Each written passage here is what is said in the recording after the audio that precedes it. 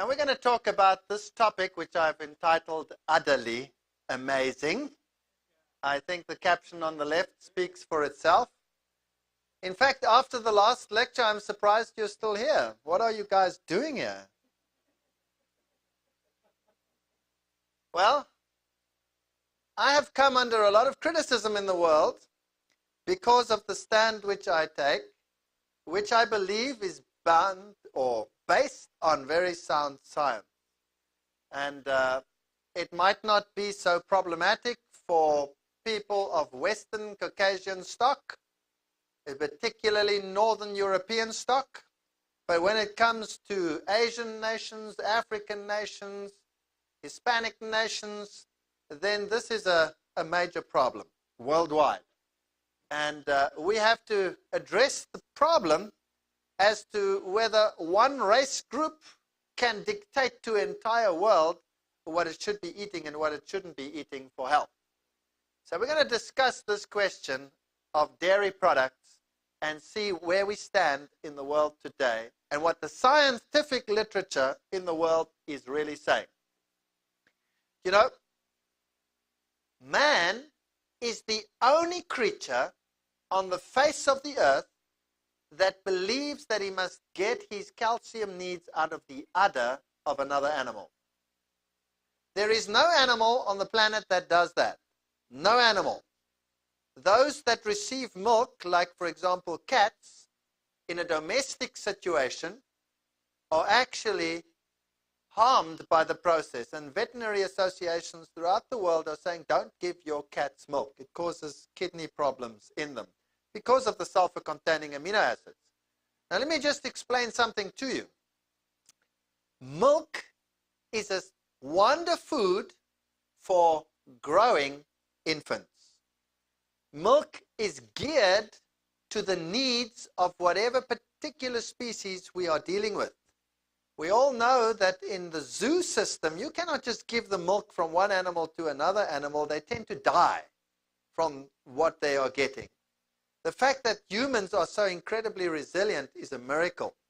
But you have to be very careful what type of milk and how you modify milk in order to let one species survive even from the milk of another species. You see, the proteins and the amino acid mix that you get in any particular animal's milk is geared to the needs of that particular animal. So cow's milk, for example, a normal cow, now I'm not talking about a dairy cow, one that walks around wild, will only produce about 3-point-something liters of milk per day. Whereas if you go to the industry, these are selected for milk production, and a reasonable dairy cow will produce 20 liters of milk per day. A good one, a really good one, will produce 40 liters of milk per day. A really supersonic one will produce 80 liters of milk per day. And the world champion produced just over 120 liters of milk per day. That means it has an udder weighing 120 kilograms. That means the udder can tear off by its own weight. So they give it a modified bra to hold it on. Dairy cows, calves, grow at a phenomenal rate. They double their weight in a very short period of time, in about 43 days, which a human does in about 183 days. So there is 300% more of the protein casein in cow's milk than there is in human milk. The ratio casein to lactose, the sugar, is also different from in cow's milk to what it is in human milk. And then the protein casein differs from species to species depending on the amino acid needs of that particular organism. Now, when you are growing in an early stage, you don't have that much bone formation. You first start off with cartilage formation and building connective tissue, and then later on you start developing bones and structures like this, and largely this happens once you get to the weaning stage. So in the early growth spurt, your amino acid needs are totally different to what they are after the spurt growth period, which normally comes and ends with weaning. then you have totally different amino acid requirements. So the amino acids that you are getting from your milk at a later age after weaning is totally different to what you needed as an infant. And that is why animals stop drinking milk at a particular age and they go on to what they normally eat because their needs change. Another problem is the digestion of milk. A cow that has a lot of casein and a lot of proteins called lactoglobulins and proteins like that, which are very, very dense proteins, which are in this milk of this particular animal, needs very special circumstances to unwind that protein so that it can even be digested. So a calf produces quantities of what is called renin. And renin changes the protein structure so that it can be digested. We say renin curdles milk. Now, humans, having much lower casein and a different casein to what cows have infinitesimal amounts of renin. Some medical books claim they have no renin, but some claim there's a little bit of renin produced. But the digestion of the milk in a human is aided by bacteria which are produced in the breast nodes of the mother, and these are called Bacillus bifidus, which are drunk together with the milk, and that helps with the digestion of the milk. So if you give milk from one species to another species, you end up with a whole lot of problems. The one is the incorrect environment for the digestion of that protein, plus you have the problem of all the other proteins that are in the milk that are indigestible. Let me put this to you simply. The first milk that an infant drinks or that a calf drinks contains what we call colostrum, which contains the antibodies that are required to help the newly developing individual or infant to cope with disease. Is that correct? Okay. Now, what do those antibodies consist of? Or what type of molecules are they? Well, they are proteins. What would happen if the infant drinking those particular antibodies, which are proteins, were to digest them? What would happen? There would be no immunity. Is that correct? So, some proteins are so structured that they are not readily digested. And the infant has the capacity to translocate those proteins undigested into the bloodstream, and that gives it an immunocapacity. You understand that? In the same way, some of these indigestible proteins can be translocated even at a later age without digestion because they are specifically digestive resistant. Unless you have very specific circumstances, like in the case of renin, to unravel the protein so that you can digest it. So a human that receives cow's casein has major, major problems with the beta-lactoglobulins and with the casein in terms of digesting it, and a large proportion can be translocated as is into the bloodstream. And we'll be dealing with that in a little while. Is it natural for a cow to produce the quantities of milk that dairy cattle produce today? These animals produce vast quantities of milk, as we have discussed.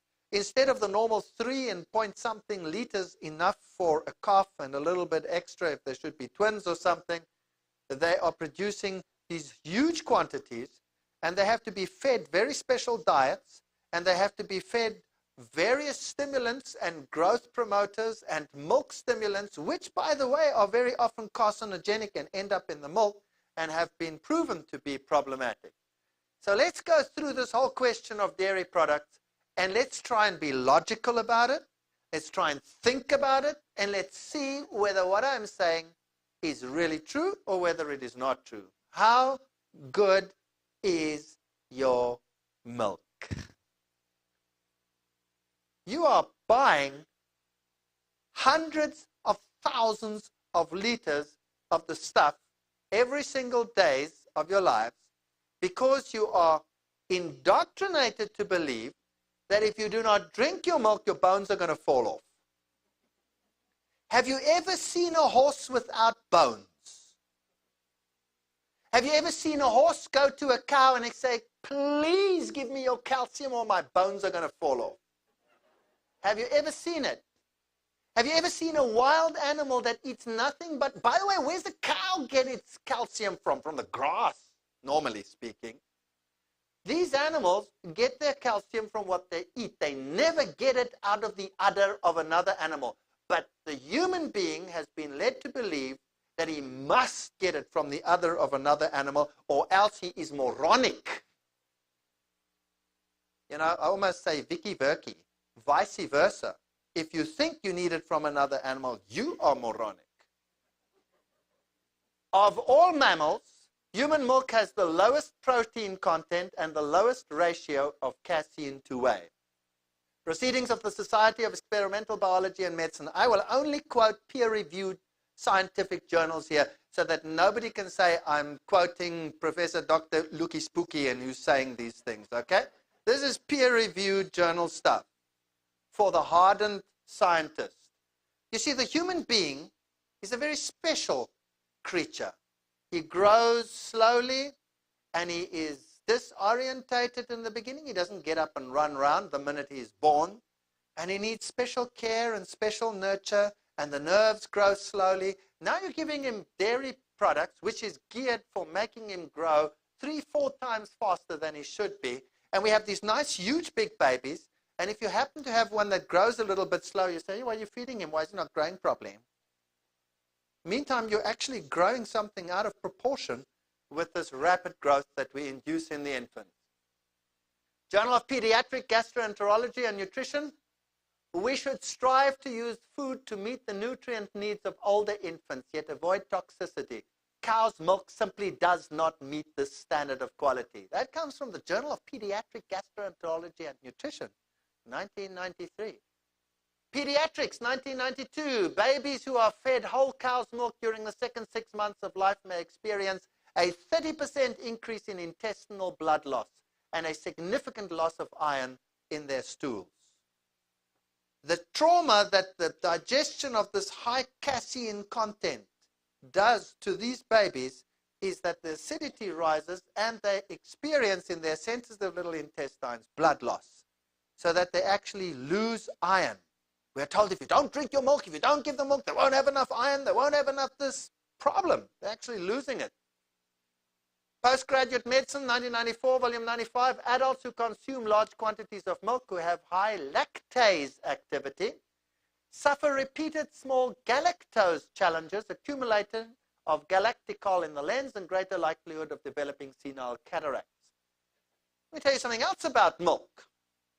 The sugar in milk is called lactose. Now that's perfect for babies. Wonderful for babies. Lactose consists of glucose and galactose. Remember that the sugar that we normally eat, sucrose, contains glucose and fructose. Remember that? And fruit contains which sugar? Fructose. But milk contains galactose and glucose in the sugar called lactose. Right. Now that's good for babies because they haven't got a well-developed pancreatical system. So when they digest it, they get into their bloodstream galactose, and only half of what they get in is glucose, which they can utilize for their energy needs and all those things. Then they have a liver enzyme, which is called beta-galactosidase, and that converts the galactose to glucose as needed. Does that make sense? Now, as soon as a child is weaned, the capacity to produce beta-galactosidase declines and virtually disappears. The capacity to produce the enzyme lactase, which splits it in the stomach into glucose and galactose, declines and disappears with most races, except some who have had a very long history of exposure to dairy products. And I'm talking about white European stock. Black Africans, Chinese, Indians, Spanish people, Mediterranean people, most of the planet is lactose intolerant. When they are weaned, they don't produce the enzyme lactase anymore, and not even Europeans produce sufficient beta-galactosidase to change the galactose to glucose. So what happens is you might digest the sugar, lactose, because you have lactase, but you end up with too much galactose. And this galactose is then a foreign object in your bloodstream and is associated, because the body then stores it wherever it can, in the lens of the eyes, leads to cataracts, but it is highly correlated with ovarian cancer in women and with infertility in women, as we shall see. Well, the Physicians Committee for Responsible Medicine, Washington, D.C. also has some of these quotes. Fat and cholesterol. Dairy products contribute cholesterol and fat to one's diet. Comparing the cardiovascular status of ovo-lacto-vegetarians and vegans has proven that while both are healthier than meat eaters, vegans have better cardiovascular status than vegetarians who consume dairy products. And they quote the Journal of the American Medical Association, the American Journal of Clinical Nutrition. Milk fat has been identified as a cholesterol elevating fat because it contains cholesterol and is primarily saturated. Even the Journal of Dairy Science has to admit that. Iron deficiency, we've dealt with it. It causes intestinal bleeding, and therefore cow's milk causes problems in the digestive tract. But what you didn't know, that the evidence for diabetes 1 being produced by dairy products is mounting to such an extent that personally I believe it's almost insurmountable evidence. Insulin-dependent diabetes type 1 or childhood onset is linked to dairy products. American Journal of Clinical Nutrition. I'll show you more quotes of that. Ovarian cancer. A Harvard study found that when dairy product consumption exceeds the enzyme's capacity to break down galactose, remember it switches off after weaning, there is a buildup of galactose in the blood, which may affect women's ovaries. Lancet, 1989. That's the British medical magazine. Then, cow's milk linked to diabetes. New evidence, this is 1999, published in Lancet Medical Journal. New evidence published Friday adds weight to the controversial theory that feeding cow's milk to babies may cause them to develop diabetes in later life, the Lancet Journal said. Nature, 1978, already said drinking cow's milk may weaken the immune function in children and lead to problems with recurring infections.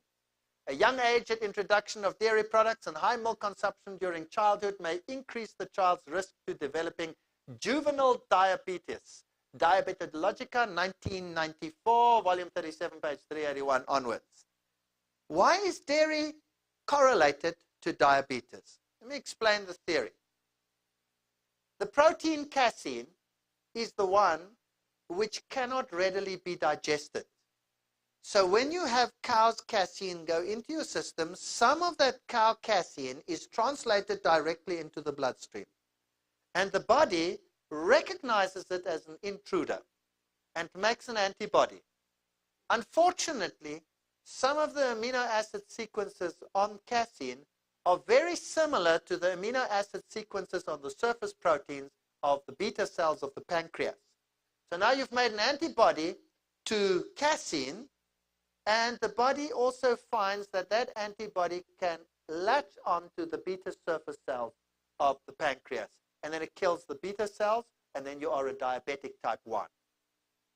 Then the argument was, now hang on a second, this cannot be true, because many infants are getting diabetes type 1, particularly in Japan, where they are lactose intolerant and they don't use dairy products. They found that some infants were getting diabetes type 1, although they never ever received cow's milk.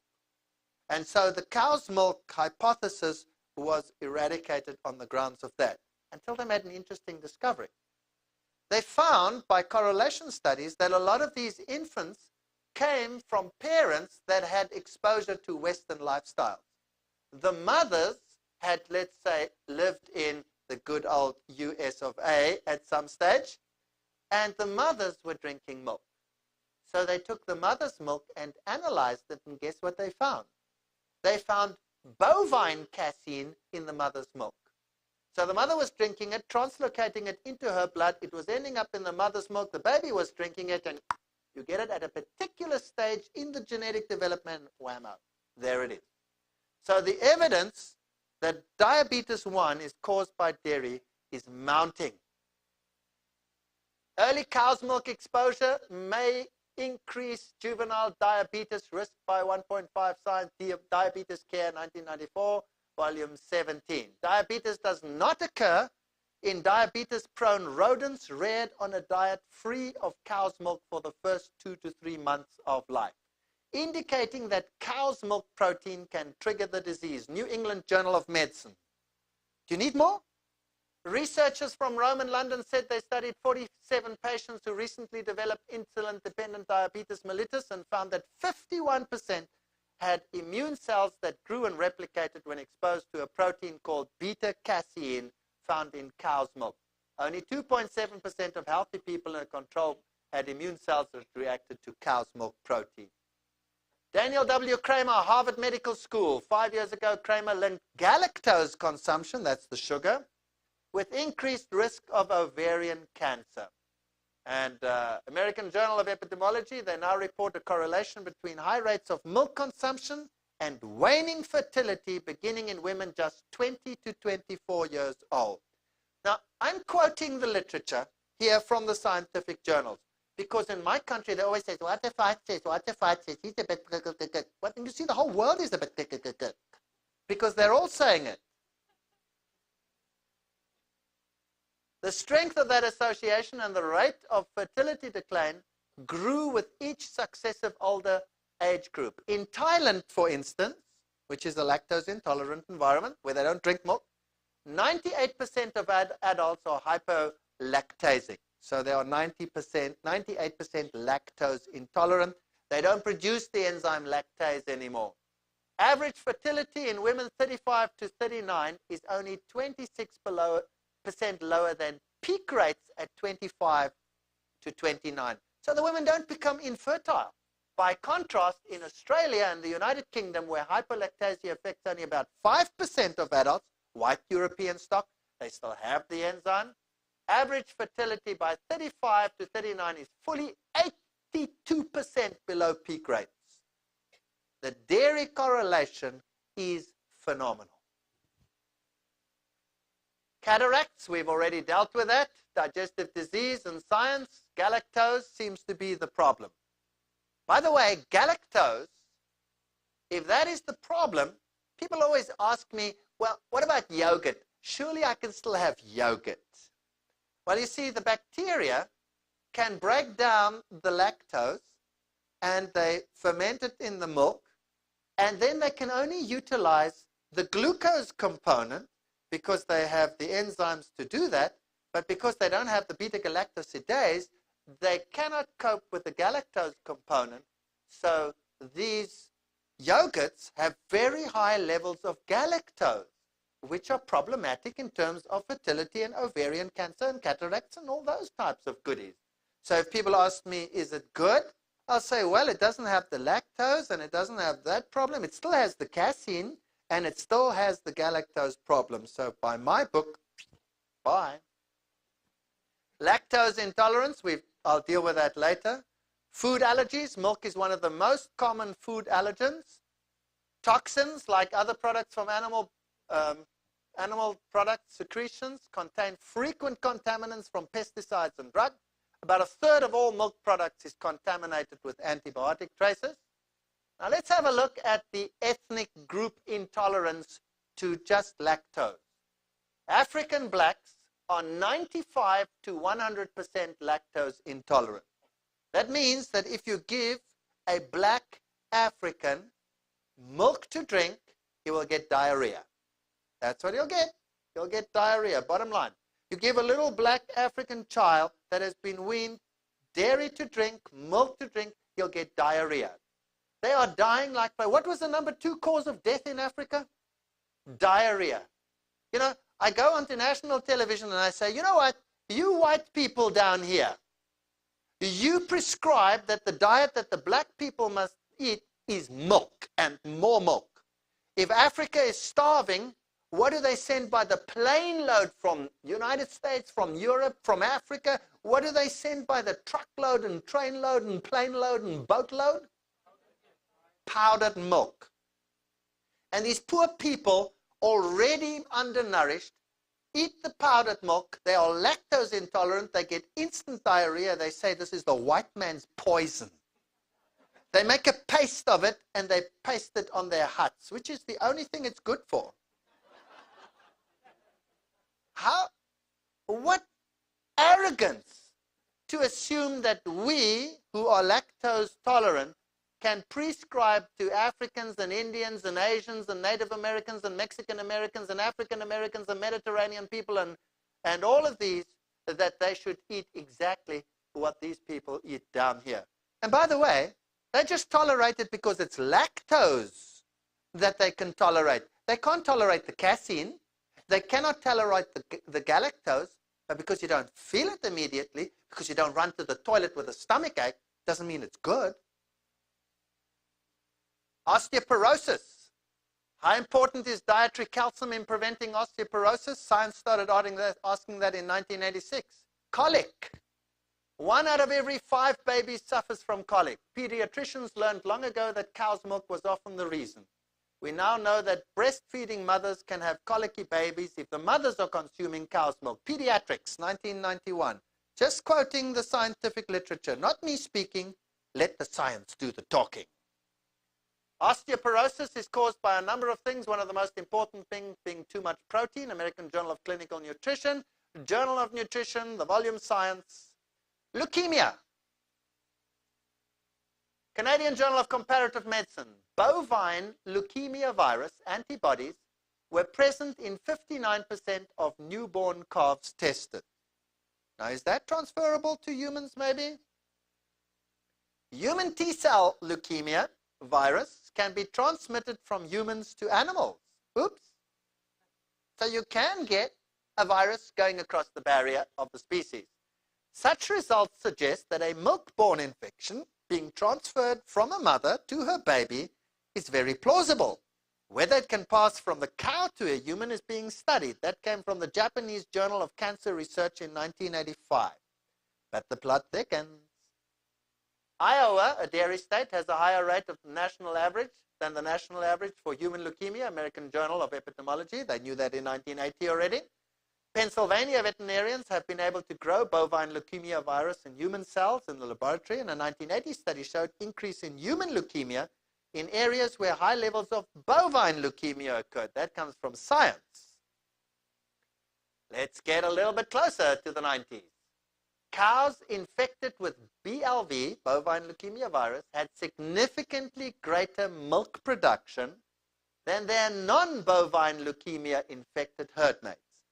Now you have a farmer, and the one cow produces a lot, and the other one not so much. Which one does he get rid of? The one that doesn't produce so much. So he's actually selecting in his herd for a higher probability of bovine leukemia virus, which could mean that more BLV-tainted milk is being produced than previously estimated. Proceedings of the National Academy of Science of the USA, 1989. Let's go to mid-90s.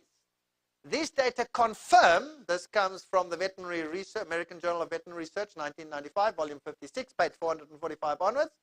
These data confirm the presence of BIV in milk and identify the potential for lactogenic, that's milk transmission, of the virus. So there is a probability, a relatively high probability, that even leukemia, some types of leukemia, are associated with dairy. Multiple sclerosis, Acta Neurologica Scandinavica, the present data indicate that MS patients exhibit an antibody activity against BLV, bovine leukemia virus. Many amorphotropic lateral sclerosis, Lou Gehrig's disease patients reported consuming large quantities of milk, Neurologica. What about other diseases? Many diseases such as tuberculosis, we spoke about it earlier, remember it was the number, how many killer? Number 3, I think it was. Yes, the first one was respiratory, the second infectious diseases, then came diarrhea, then came TB. Brucellosis.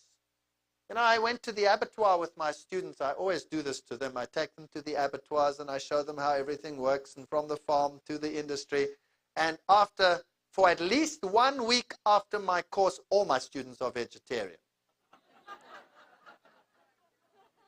But I went to the inspectors there, And, you know, they're cutting up the livers and they go, and I said, you know, why are you throwing so many of these out? No, these have got parasites. I said, no, why have they got so many parasites? It's just, no, things have changed. I don't know. In the past, they never had so many parasites. Maybe 1 in 100. Now, every second, third one we throw away. And then he said to me, and there's another problem. All of us, every single inspector in the entire industry had brucellosis. Wow. Diphtheria, scarlet fever, Q fever, gastroenteritis are transmissible by milk products. Journal of Dairy Science, even they know it. Even they know it. Milk is an excellent vehicle for infection because its fat content protects pathogens from gastric acid, and being fluid, it has a relatively short gastric transit time. Journal of the American Medical Association. Do you need more? Or are you convinced that it's not me just that is beginning to voice the idea that dairy has more to offer than meets the eye? Big stink over smelly cheese. Fear of listeria contamination. 1999, listeria infection in the UK, exponentially rising since 1986. Listeria organisms excreted in cow's milk escaped pasteurization. Oops. Grew well at refrigeration temperature. Double oops. And were ingested by consumers. New England Journal of Medicine. They know that since 1985. These results support the hypothesis that human listeriosis can be a foodborne disease and raise questions about the ability of pasteurization to eradicate a large inoculum of listeria from contaminated raw milk. New England Journal of Medicine, 1985. We actually did some tests in South Africa, taking raw milk, taking pasteurized milk, and taking retail milk. And we find high lacto, very low pathogens. Then we find no lacto, very low pathogens. And then in the retail, high pathogens, no lactose. That's why milk doesn't tend to go sour so easily, but rather goes bad, smells bad. That's from the funny bacteria that are left over. Just to show you that, you know, I do get into the newspapers. Prof's crusade against milkasm frothing. Don't let your kids drink it, says zoologist. And I think my name's over there, Walter Veith, says so-and-so. And, of course, the dairy industry goes ballistic. My name is a swear word. You have some interesting books here in your country. Move Over Milk was quite interesting. This one's interesting. This is about court cases that have been suppressed by the industry. Milk, the deadly poison, milk and all what it contains. And of course, there are a lot of hidden dairy products in whatever we eat. Which brings me to the exciting issue of cheese. Let me let that sink in. Drink it in, folks. Drink it in. Isn't this exciting? How good is cheese? Now, I want you to put on your thinking caps. Let's work through this one logically. Let's just think about it for a while. Let it ferment in your minds. How does one make cheese? You use milk. And then you curdle the milk, right? Okay. And then you get the whey, which has the whey proteins and all those funny guys in them, you know, the beta-lactoglobulins and all the minerals and all that stuff in it. And you take that and you put it one side, and that's called a waste product. So you dry it down and you sell it to the bakery and to the health industry, and you say you've put that in everything. And you will read on your labels, whey protein, whey this, whey that, whey that. Okay. And then you take this curd, and the bacteria do their thing. And eventually they change all the lactose to what? Well, to glucose and galactose. And then just like in the case of the yogurt, they eventually use up all the glucose, and that leaves the galactose, which is not so hot as we saw. Would you agree? But the bacteria have a major problem with digesting the casein. You see, you need renin to digest the casein properly, or you need special types of criteria to digest the casein properly. So they don't do such a good job with the casein because they cannot digest it. By the way, the bacteria have exactly the same enzymes you have. And then you allow this cheese to mature, which means that the bacteria have utilized everything in the cheese that they can utilize and left everything behind which is totally indigestible to the bacteria. Does that make sense? And then it is a mature cheese, which is something you can store probably for about 50 years without it disappearing. It might get a green mold on it. A mold can still work on it from the outside for a while. But generally, you know, if you dry it hard enough, you could build a house with it. Am I correct? Okay. Now you have this product. But if you really analyze it, everything you cannot digest anymore, as one of my colleagues said to me then, you mean to tell me it is the feces of the bacteria that's left over? And I said, well, more or less, yeah, I guess you could say that. Now, I know I'm terribly mean, but let's think about this further.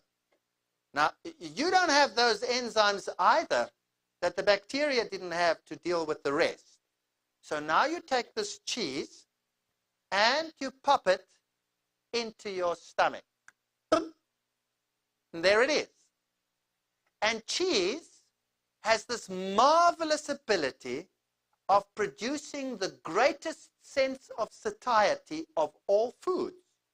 In German, they have a saying, Käse schließt den Magen, which means cheese closes off the stomach, which is exactly what it does.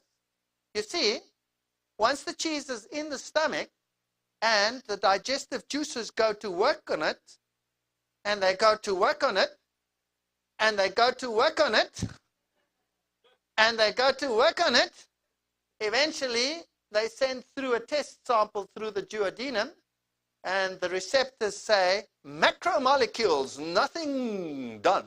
That's as Bob, like Bob talks, right? And then it says, close up. And then it closes it up, and the concrete mixer goes on. That is why the best meal to give your guests is cheese. And the most popular buffet at business luncheons and business dinners is cheese and wine. Why? Because once you've put that indigestible something into the stomach, nobody will complain for the rest of the evening that they're hungry. Have you noticed that? So instead of the food in your stomach being digested in a relatively short time, it stays in there until the sampling procedure through there has taken place so many times that eventually the stomach does empty. Still doesn't mean that you've digested it. It can stay in there sometimes for 10 hours. Your poor stomach doesn't know what to do with it. And that is a fact. It hasn't got the foggiest idea what to do with it. It is my personal conviction that cheese should never enter the human stomach. That's my personal conviction. Now that's just the logic behind it. That doesn't prove anything yet, right? Let's get to a little bit of science and let's see what dairy products are really all about. So I was very excited when I discovered that dairy products were, for example, very highly correlated with diseases, particularly cancers, and in men, particularly highly correlated with prostate cancer. I'll come to that in a little while. Being one of the most mucogenic foods in the world, the mucoid glands of the body are particularly infected. So dairy products tend to create respiratory problems, are major problems for asthmatics, and any mucoid gland, like the prostate gland, could be highly clogged when you have things like dairy in your diet. So we decided to do a couple of tests. The first, I have this fortunate position that I have all these students at my disposal who have to do exactly what I say. That's so nice. So we decided, let's try an experiment on rodents. And we used rats, and we put them on a diet normal balanced diet, everything that they need, much better than they would get from the pellets you buy in the pet stores for them. And we put one group on a diet which had soya as the main protein source, and the other group casein. Now remember, we are just dealing with the protein now. We're not dealing with the lactose or any of those which can cause diarrhea. Are you with me? Just the isolated protein. And then we looked at what happens in this rat. Firstly, what was interesting, of course, was the urinary pH, which is an indicator of acidosis. And interestingly enough, when they were on soya, and significant differences there, when they were on soya, they had a more alkaline urine, indicating that they were more alkaline in their metabolism than when they were on casein. They were more acid. So casein caused acidosis. We wanted to know, of course, about calcium. So we looked at the total fecal calcium, and lo and behold, when they were fed casein, there was much more calcium in the feces than when they were fed soya. In other words, they weren't absorbing the calcium. Is that correct? Probably because of the acidosis induced by the casein. We looked at urea production, which is an indicator of the rate of turnover of the protein, and we see that when they had casein, they had to reject or metabolize far more of the amino acids and excrete it than when they were on soya. And there's a significant, highly significant difference between the two groups. So casein means more elimination of what you are eating. What about urinary calcium? Oops. When they were on casein, they lost far more calcium than when they were on soya. So casein is calciuretic. It means you lose calcium.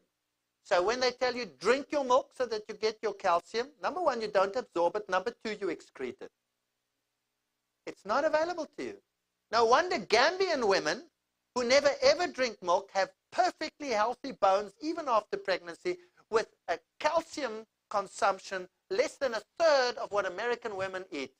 And they get it from dairy, and they have all got bone problems after the event. But African women don't.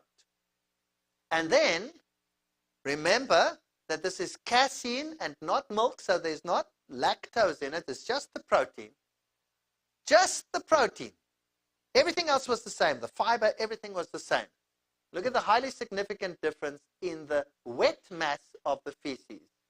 So if they were on casein, they produced a very dry pellet. And when they were on soya, they produced a very moist pellet. In other words, going to the toilet, if they were on casein, was that eye-bulging experience I spoke about. Now, you know what's interesting?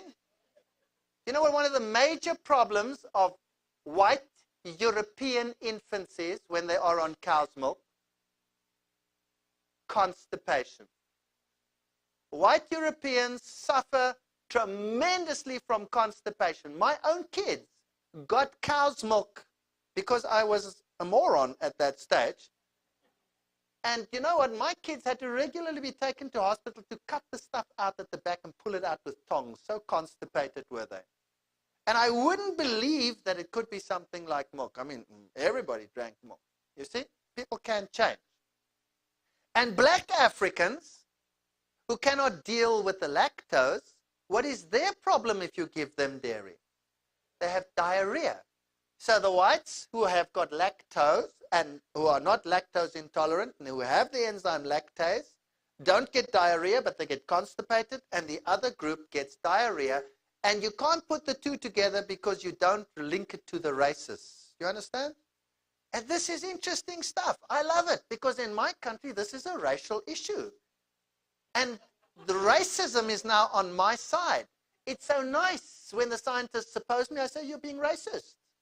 Whew, dead silence because they're dead scared of that word. It's a very big swear word in my country now. I know I'm being unfair, but I like it. Then the people say, woo, but that was a rat. So we decided, let's try it on a rabbit. Well, let me first show you one thing. when we fed them soya, casein, or milk solids, the orange over here is milk solids, you will see that the group that received casein or that received milk had no problems growing. So you can grow, you can get enough, and because casein is also a metabolism stimulant, remember cows grow very fast, the rabbits actually grew very fast on the milk solids and on the casein. And they grew slower on the soya. By the way, slow development, is that necessarily abnormal? I want to ask you a question. Do you think it is normal that a little 9-year-old girl, a little 8-year-old girl, no, even worse, a little 7-year-old girl should start menstruating? Do you think that's normal? Do you think that God designed it that little 7-year-olds should walk around having the capacity to produce children?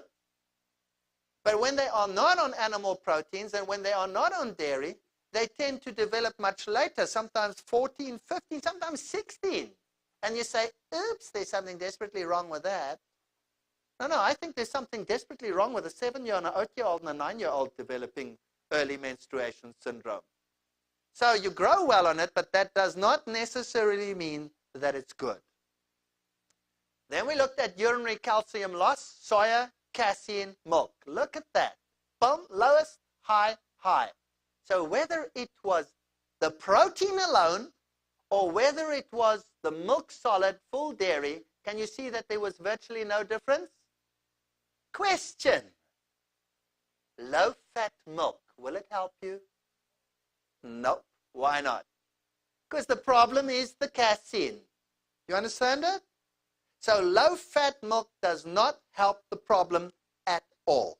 It might help with the obesity problem and the amount of fat that you're getting, but it has no effect on anything else. You still have the bad guys. It's no better for you than any of the others.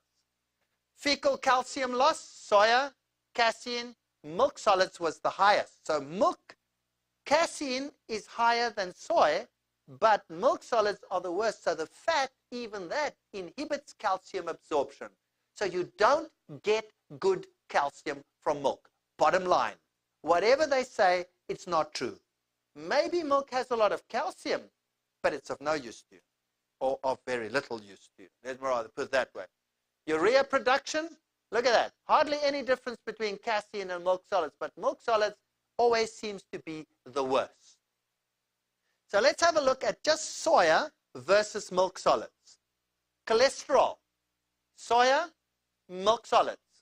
Isn't that a massive difference?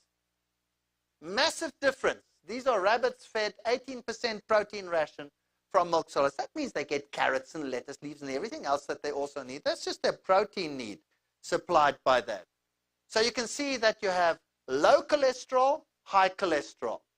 That's just looking at the milk solids.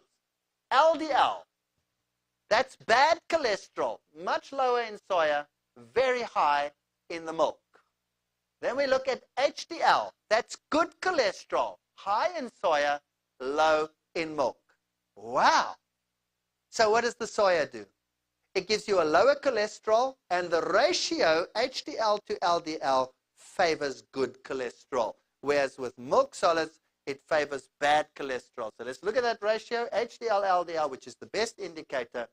Soya, excellent. Milk, not so hot. Total cholesterol, you saw soya much lower and milk higher. So, which is better? Well, there's no doubt about it. So let's not look at milk solids. Let's look at casein. Exactly the same story. Cholesterol, soya low, casein high. So what is the problem? Is it the amount of cholesterol in the milk, or is it the type of protein in the milk? That's what we discussed last night. The problem is the type of protein. So, low-fat milk will solve your cholesterol problem, right or wrong? Oh boy, you guys are sharp. It won't help, because the problem doesn't lie with the cholesterol. That's why people are so confused about the cholesterol issue. They eat food sometimes very high in cholesterol, and they don't really develop that major problem. It's the type of protein associated with it which causes the problem. So if you look at the health food industry and the protein supplements that people are getting, do you know what they all contain, or virtually all? Casein. Throw it away. It's meant for cows, not humans. Throw it away. And when you read on the label, dairy substitute, this really gets my goat up. Soya milk, dairy replacement, contains soya protein, whey protein, and casein. I think I could get moths. Why would you like to make a substitute for dairy using dairy? You know, even the industry is moronic. If you're going to make a substitute for dairy, then don't use dairy to make the substitute. And if you're going to make a substitute vegetarian food, don't use whey and don't use casein. Go to your stores, read on your labels and on your meat products, replacement products, what does it say? And you'll find if it says that, don't buy those brands. They'll change that tune after a while. All right, and when we looked at casein, HDL, LDL ratio, again, when it was on soya, it favored the HDL relative to the LDL. Casein was bad, soy was good. Right, fruits, vegetables, nuts, legumes are good sources of boron, which helps stop calcium loss in the body because milk is low in boron and high in phosphorus and protein. It is not a good osteoporosis fighting food. Nutrition Today, 1988, FSAB Journal, 1987, they know it. But the dairy industry in the world is so powerful, you cannot get by them. Greens, such as kale, broccoli, bok choy, are as good as milk in terms of their calcium absorbability. Environmental Nutrition, January 1994, the American Journal of Clinical Nutrition, 1990. Even when eating 1,400 milligrams of calcium, which is way over the recommended daily allowance of calcium daily, one can lose up to 4% of his or her bone mass each year while consuming high-protein diet. American Journal of Clinical Nutrition. They knew that since 1979. Under controlled conditions, the level of dietary protein has a profound effect on urinary calcium. So the protein is the problem. Traditional African diet, they have very healthy bone structure. They don't have osteoporosis. You will find that they use a lot of legume and they use a lot of maize. That is the staple food of Africa. And now we are telling them, bag that and take cheese and milk. African markets. So we decided, when they said, but that was a rat, and then they said, no, but that was a rabbit. You know how they always say that? Then we decided, okay, we're going to apply to the primate unit. Now, this is one of the most prestigious primate units. And world research is done in this primate unit, and it takes really something to get in there. But we got in there, and the primate is very close to the human in terms of its metabolism. And because, like all creatures that don't use dairy, they are lactose intolerant, they were a perfect model for the African, who would be instigated or converted to a milk program. Would you agree? So they are 95% lactose intolerant. The black African is 95% lactose intolerant. Great model. So we put them on this diet. We put them on a maize legume diet as the basic protein need. Of course, they got their apples and everything else that monkeys get. And the other group got their protein from milk solids. And then we had a look at urine production. And you'll see that if they were on milk solids, they were inclined to urinate more in the first place. And when they were on the maize legume, their stool production, oops, they got diarrhea. You see? High stool production when they were on milk. Just what the Africans would do. You know what the rationale of the opposing scientists was? Oh, but you can't use these experiments because the animals got diarrhea. I said, excuse me, this is exactly what we're trying to prove to you. That's what you're doing to the black Africans. You're giving them diarrhea.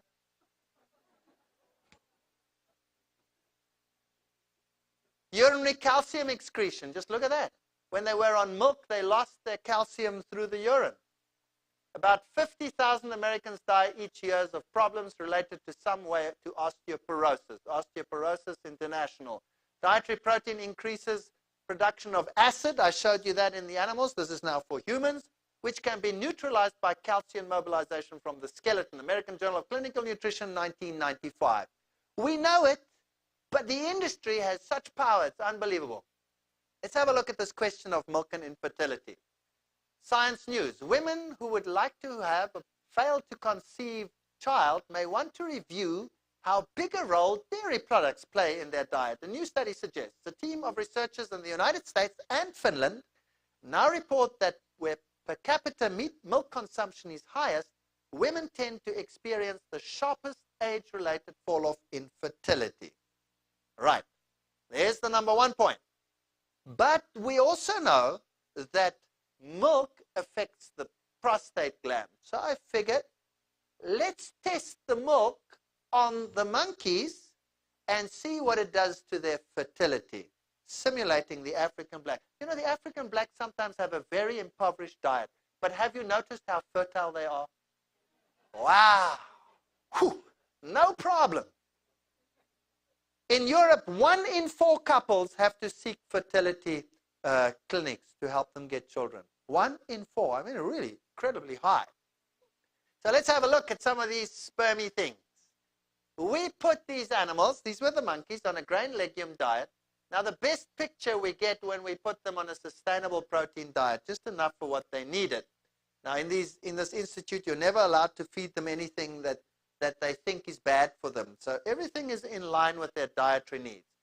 We looked at progressive motility, how quickly the sperm swims.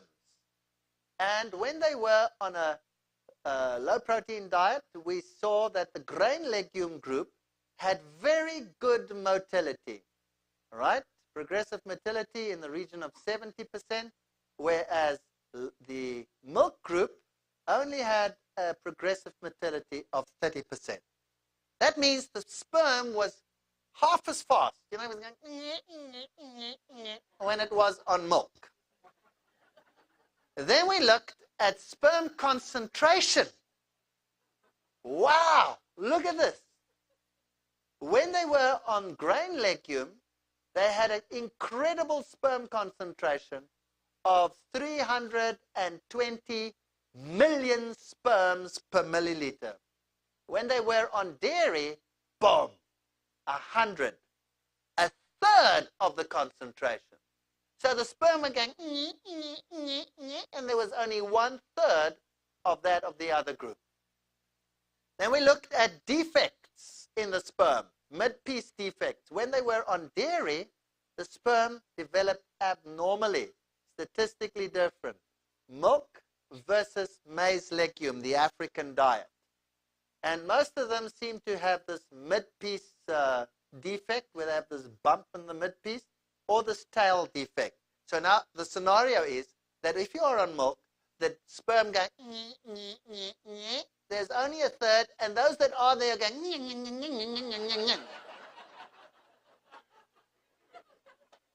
So what's the solution? If you want to be fertile and you want to be a macho guy, get rid of the garbage. What was also very interesting is the lymphocyte levels. This is a measure of the immunocapacity of these animals. When they were on the maize legume diet, simulating the African traditional diet, they had excellent immune capacity. As soon as we put them on milk, they had a very poor immunocapacity. And the same for HDL, LDL. Remember, we need a good HDL, LDL ratio. The monkeys work very good when they were on the maize legume diet and very poor when they were on the other diet. The proof of the pudding is in the blood vessel in the end. There you have the blood vessel of one that was on the maize legume diet, squeaky clean, all the little side vessels of the aorta, perfect. And look at this one, totally clogged. Even the side vessels were clogged. This was a serious case of arterial disease as a result of dairy products. Remember, the African people are far more prone than the white people of getting cardiovascular disease. Do you remember those statistics? So the monkey is a perfect example to show why. Because it has such a high sensitivity, just like the lactose intolerant nations would have. So we did the histology, and you see that the one on maize legume, squeaky clean. There is the plaque in the other one. And what is more, it was calcified, which means this was a perfect aneurysm case. Pop goes the artery. So no wonder they have these products. All right, we looked at soy milk versus milk solids. That was the diet, just to show you that they got total proteins, about 18% roughly, 17 point something, but they also got carbohydrates and calcium and phosphorus and everything they need. They got apple skins. The ones on grain legume got kidney beans. They had maize meal. Only the ones on milk had the milk powder, but they got everything else that they also needed. And it wasn't just a question of feeding them disproportionate quantities of milk. It was the equivalent of what any Westerner would eat. So milk is implicated in high cholesterol, higher LDL, lower HDL, and total cholesterol concentrations that are totally haywire, as you can see in this particular study where we did a repeat of it just to make sure. And no matter what we got, every time, every parameter we tested favored the maize legume. This is HDL, LDL ratios, highly significantly different. Lymphocyte counts in a repeat experiment, same sort of thing. Unbelievable. By the way, here we tested milk versus soy milk. So we didn't just take soy isolate, we used the actual substitute soy milks that are on the market, and we found exactly the same as for grain legume. Perfect in every single sphere. Lymphocyte counts were better in the traditional than in the other. So what's the best way, if you haven't got drugs, to fight the AIDS virus that causes so much mayhem? Best thing you could do for number one is remove all dairy products from those people's diets. That'll raise their lymphocyte levels, because that's the first thing that goes down when you have AIDS. You know, simple dietary change might help them a lot more than all these drugs that don't seem to do that much anyway. So the reproduction in the vervet monkey, sperm concentration in another experiment that we did, and you can see here the same sort of thing happening in all the parameters tested. So we did it over and over again because we got so much criticism, and every time we got the same results. Oh, but that is a monkey. That's the next argument that you hear. You know, it drives you nuts. No matter what you do in the scientific world, they'll always have an answer. Don't mess with my plate. All right. So we went to the literature and looked at dairy consumption and hip fracture in the human population. And what do we find? South African blacks, boom, down there. And the good old US of A, boom, up there. So high dairy consumption, high osteoporosis. No dairy consumption, virtually no osteoporosis. And by the way, that's just hip fracture, all right, which is an indicator of osteoporosis. So these hip fractures can be from accidents and things, and not necessarily related to osteoporosis. African blacks don't have osteoporosis. So now, would you agree with me that the evidence is overwhelming that dairy is not the way to go to get your calcium needs? Would you agree with me? Would you agree with me that casein is a problem in terms of digestion? And that the only thing that makes it digestible for the whites is that we have lactase. But when we insist that the other nations do it, we are not doing them a service. We are doing them a disservice. And I'll tell you what, with all this information, I'm not going to win this battle. I cannot compete against the white-rimmed little black faces on television's advertising campaigns. I cannot compete. They have cartoons of me swinging on the monkey's tail to ridicule the research that we are doing. The industry is sharp. The industry is very sharp, but they are toxic, And one day they're going to pay a price. One day they're going to do it. Calcium consumption. Well, the United States has the highest supplementation of calcium, and it still has the highest hip fractures. You know what? Those proteins are actually destroying the cells in the bone. We did a lot of experiments where we counted the cells in the bones. And when they were on these high protein diets or on the animal protein diets, the cells in the bone actually died. Let me give you an example. I have a bricklayer, and he can lay, let's say, 500 bricks a day. That's his maximum. That's his maximum speed. I have 2 bricklayers up there, and they can do that. How many bricks can I lay a day? 1,000. One of them dies. How many bricks can I lay? 500.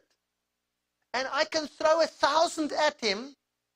I can still not lay 1,000 bricks. Would you agree? So I can take calcium till it comes out of my ears. If I haven't got the bricklayers in the bone, they will not build it into the bone. Bottom line. So solve the problem at the dietary level, get your cells healthy, and throw at them the number of bricks that they need, and they'll be perfectly happy. You don't need all that heavy supplementation. Dairy product consumption and prostate cancer, there's the correlation for you, published in the American Journal of Clinical Nutrition. Just look at that. Incredible rise. Just 4 glasses per week, and you have 2.5 times the risk of getting prostate cancer. Asthma, gasping for breath. Dairy products may play a major role in the development of allergies, asthma, sleep difficulties, and migraine headaches. Israel Journal of Medical Science, pediatrics. That is the problem. My own wife was a major asthma sufferer. Out went the dairy, out went the asthma. If you look at the U.S. drug advertising in terms of dollars, in millions of dollars, you'll see that allergies are the #1 drug, anti-allergens are the #1 drugs advertised in this country. You have so many allergies because you eat so bad. The man's cancer. Some who have died lost the battle. Ayatollah Khomeini, Telly Savalas, you remember some of these guys. World breast and prostate cancer. Look at that. Switzerland, Norway, Luxembourg, Iceland, Sweden, Uruguay. Those are the countries that have the highest prostate level. Those are the high dairy countries in the world. And last night already we said that African blacks and black people in general have a much higher rate than white people. Why? Because they're much more sensitive to these issues. So what are you going to do with this type of meal in the future? Well, I don't want to be descriptive to you. You know, I don't care what people eat, and I'm not interested to tell people what they must eat. All I am doing is providing information on the basis of which you can make a decision. But I would never suggest that anybody look into somebody else's plate and say, still eating cheese, are you? I had one guy came to me one day. He was one of these perfectionists, preaching that we all must be absolutely perfect. You know, the Lord can't come if he hasn't got absolute perfection everywhere on the planet. And I asked him, do you really believe that absolute perfection is possible? And his answer was, well, look at me, I don't eat cheese anymore. That's the truth. I thought I was going to die. So I would suggest to you that you have another look at dairy products. Don't become overly zealous. Don't become fanatical on the issue. But have a look and see what you can do. And if you see that you can cope, because there are lots and lots of good substitutes, you can make great creams and great nut creams and nut sauces, and dairy sauces can be replaced with soya sauces. You can make great mayonnaises, great Thousand Island dressings by just using soy milk powder. And you've got all these things right here at your disposal. A little bit of lemon juice, a little bit of liquid, and a little bit of something of this and a something of that, and you make great mayonnaises. You can do great things. A little bit of tomato paste and something in there. You've got a Thousand Island dressing. You can have great fun. It's just a question of learning. No gain without the pain. So take a nice relaxing break for about 45 seconds and be back for the final episode. Thank you very much.